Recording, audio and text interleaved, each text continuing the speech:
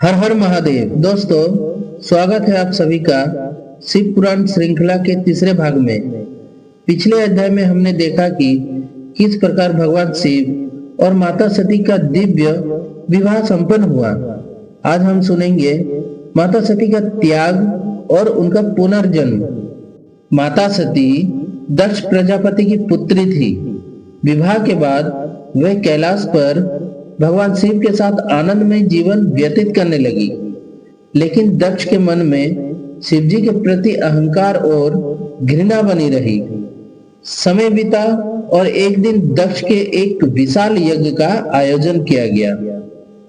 उसमें सभी देवताओं, ऋषियों और गणों को आमंत्रित भेजा गया, परंतु जानबूझकर भगवान शिव और माता सती को नहीं बुलाया गया।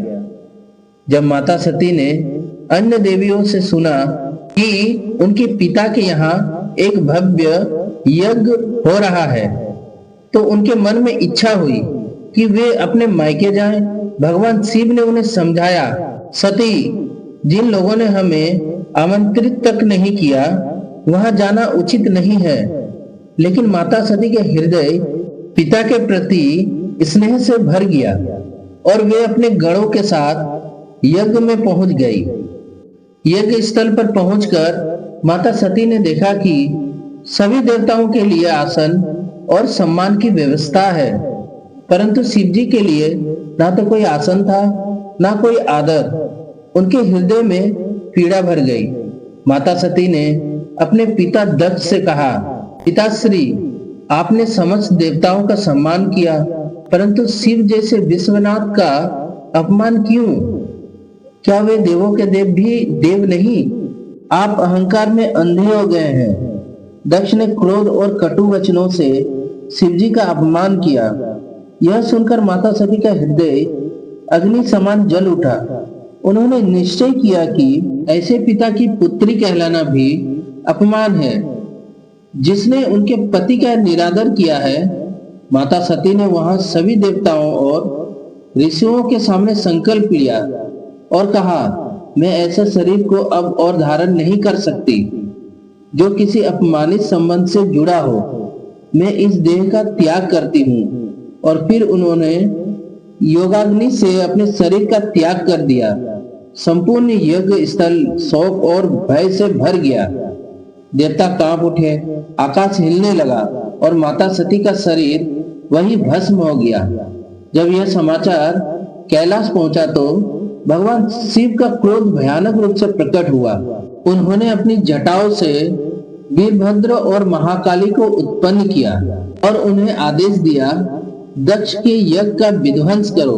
वीरभद्र ने यज्ञ स्थल को तहस नहस कर दिया और अंत में दक्ष का सिर काट दिया। बाद में देवताओं की प्रार्थना पर शिव जी का क्रोध शांत हुआ। उन्होंने दक्ष को जीवित किया, परंतु बकरे का सिर लगाकर। इस प्रकार दक्ष ने अपनी भूल स्वीकार की और भगवान शिव से क्षमा मांगी। लेकिन शिव जी का हृदय शोक से भरा रहा।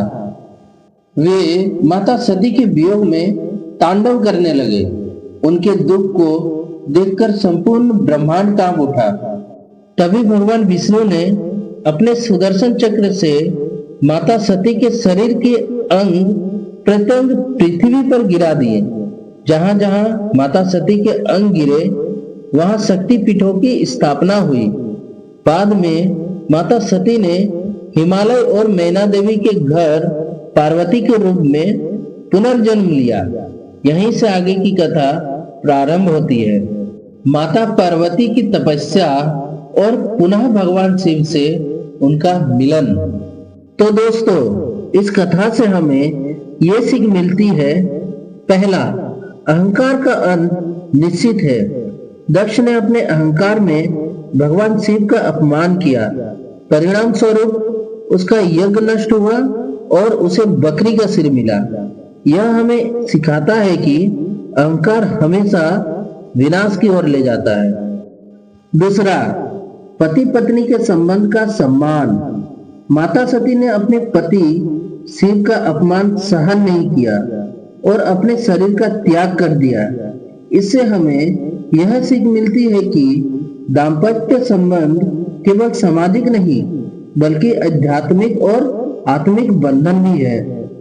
तीसरा, धर्म से बढ़कर कोई नहीं।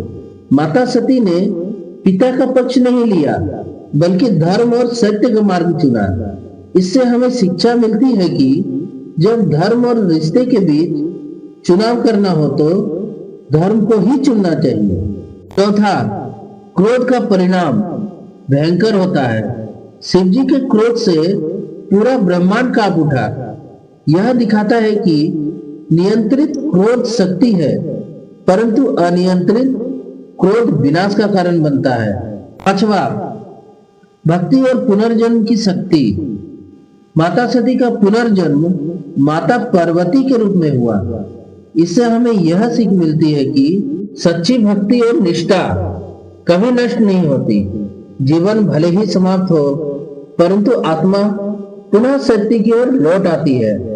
छठवां, शक्तिपीठों की स्थापना का महत्व। माता सती के अंग जहां जहां गिरे वहां शक्तिपीठ बने। इससे हमें यह सीख मिलती है कि शक्ति हर जगह व्याप्त है और हम जहां भी जाएं वहां परमात्मा की उपस्थिति मिलती है। इस प्रकार यह कथा हमें अहंकार से दूर रहने, धर्म का पालन करने और पति पत्नी के पवित्र बंधन को समझने की गहरी प्रेरणा देती है।